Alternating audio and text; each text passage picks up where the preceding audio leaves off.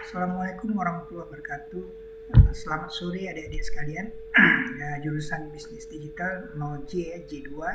Kembali kita ketemu di pertemuan ke-15 ya, pertemuan terakhir. Salam budi luhur sebelumnya. Nah, adik-adik sekalian, mungkin ini suasananya saya masih di dalam kampus ya. Kalau sebelumnya saya ada di rumah, alhamdulillah kita bisa ketemu di dalam suasana kampus di luar ya. Oke, adik-adik sekalian, seperti kita ketahui bahwasanya ini adalah minggu terakhir di mana pada pertemuan ke-15 ini kita akan menggabungkan dari materi-materi yang terakhir ini menjadi materi yang nantinya aplikatif.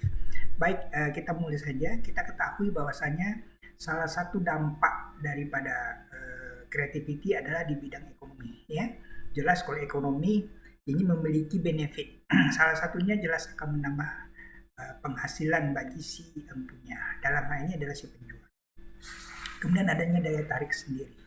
Kemudian kalau benefit kedua kita akan sebagai icon ya, icon sendiri bahwasanya kalau kita memiliki sesuatu ide baru nanti akan menjadi icon kota gitu ya. Misalnya terkenal sebagai kota hujan di Kota Bogor, itu mungkin ada makanan-makanan sebagai penambah selera gitu ya.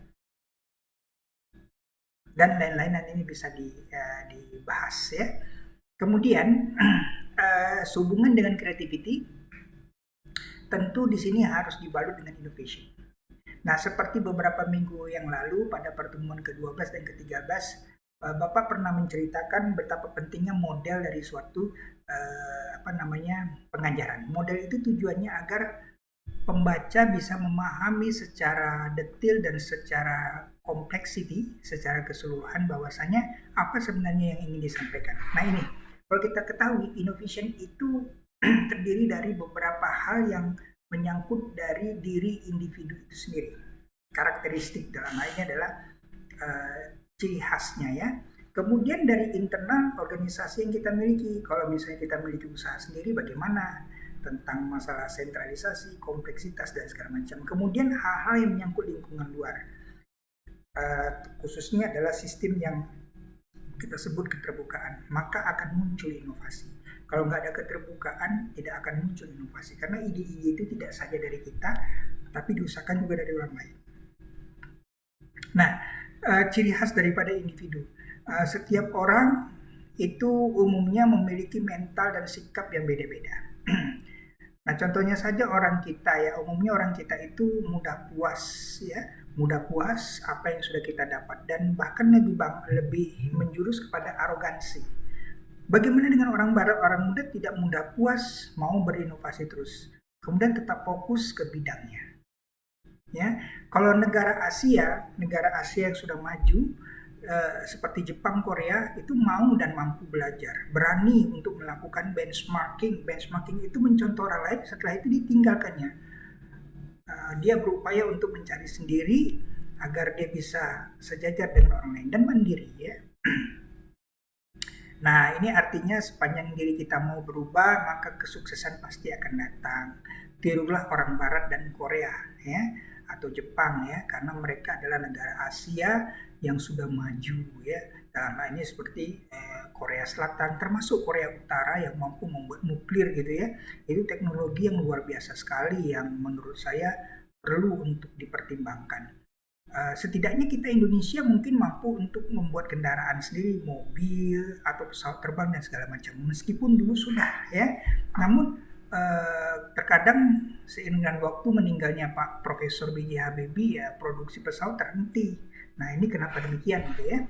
Kemudian mereka bukan orang yang sok atau arogan, dan apalagi tahu dan apalagi sok tahu gitu ya. Seharusnya jangan dicontoh. Nah, bisa dicontohkan misalnya tidak merasa puas, kemudian kembali kita rasa ingin tahu dan mau belajarnya terus tinggi, optimisme terus berjuang harus ada ya. Nah, di dalam kreativitas inovasi, misalnya kita ingin menjual produk atau barang, maka yang perlu kita utamakan di sini kalau dalam aspek ekonomi adalah pelanggan. Ya.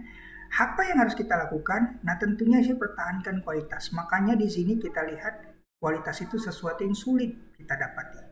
Kemudian setelah ada kualitas produk atau jasa yang unik, kita buat varian baru atas nama kita sendiri, sehingga adanya pilihan yang banyak bagi para pelanggan. Ciptakan suasana harmonis, bila perlu keep in touch dengan pelanggan ini. Karena betapapun kreativitas kita tinggi, inovasi kita tinggi, tanpa ada relationship yang harmonious dan good relationship, nonsense ya, tidak ada gunanya. Kemudian misalnya kita ambil contoh adalah jualan siomay. Jualan siomay di pinggir jalan itu memang banyak manfaatnya juga ya, sering dilihat orang, kemudian orang juga mampir dengan enak. Kemudian bisa juga kita berinovasi dengan cara jualan siomay melalui door to door, dari rumah ke rumah. Namun karena pandemi mungkin kita melakukan jualan siomay melalui online dengan cara sosmed, melalui WA, dan kemudian kita seperti kemarin saya pernah mengajarkan PA, pesan lokal. Itu adalah salah satu contoh yang bisa kita ambil ya. Jualan siomay dengan online, kemudian dengan cara memperkuat jaringan. Bagi adik-adik yang sudah memiliki customer, bukannya consumer ya, itu berarti sudah memiliki pelanggan. Kita tetap harus berbuat baik dan keep in touch. Nah, kalau dalam bentuk organisasi ya, organisasi perlu adik-adik ketahui bahwasannya ada yang milik pribadi, milik keluarga, dan milik orang lain. Yang paling enak itu adalah milik pribadi. Modalnya dari sendiri, kemudian kita bisa mengatur sendiri timingnya. Namun tentu ada beberapa kekurangan ya. Masalahnya ya, kalau yang milik pribadi kurang berkembang dan segala macam ya. Kemudian contohnya adalah buka warung depan rumah, kemudian jualan memakai gerobak, atau bahkan kita bikin warung sederhana dengan cara sistem digital. Nah, kalau milik keluarga ya seperti ini ya, contohnya saja buka toko kelontong, atau kita buka bisnis kafe, misalnya dengan adik, saudara, ayu, abang, dan segala macam. Nah, kalau dengan orang lain misalnya bisa jadi ya dengan seperti ini, misalnya konveksi dan segala macam. Nah, kalau dunia kampus seperti inilah kira-kira ya. Di dalam kreativitas dan inovasi, kita harus ada study content, harus ada study proses, kemudian bagaimana metode pembelajarannya, kemudian evaluasinya, kemudian qualification. Nah, ini harus perlu seperti dosen yang mumpuni di bidangnya. Seperti saya mengajar creativity dan innovation, tentu harus mumpuni di bidangnya. Nah, ini kita perlu mengetahui ada beberapa generasi orang ya, ada generasi X, nih ada generasi anak-anak, generasi remaja, dan generasi orang tua. Ini perlu kita pelajari karena kreativitas dan inovasi kadang-kadang terhambat dari segi generasi ini. Ada orang yang gagap teknologi, tidak mampu dan mau untuk mempelajari proses digital, sehingga dia akan ketinggalan ya. Nah, jadi kalau kita lihat dalam proses creativity itu tergantung ada 3 hal. Orangnya sendiri, prosesnya, dan produk yang dihasilkan.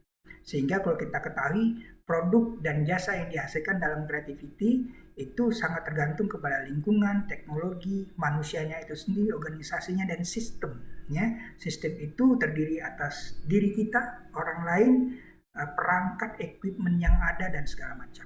Ya. Sehingga kalau kita kembali menyimak creativity itu terdiri dari berbagai macam kombinasi yang harus kita lakukan, metacognition, kemudian kita harus mengetahui berbagai kendala yang ada, mengetahui berbagai peluang yang ada, membuat suatu konektivitas dengan pelanggan, supply, dan segala macam. Oke adik-adik, karena waktu yang cukup mepet, terima kasih atas perhatiannya selama ini. Saya mohon maaf ya jika perkuliahan kreativitas dan innovation banyak kekurangannya. Mohon dimaafkan, yang sakit hati tolong jangan disimpan di hati ya. Mudah-mudahan insya Allah Anda bisa lulus semua, sukses semua, dan kita akan kembali bertemu insya Allah.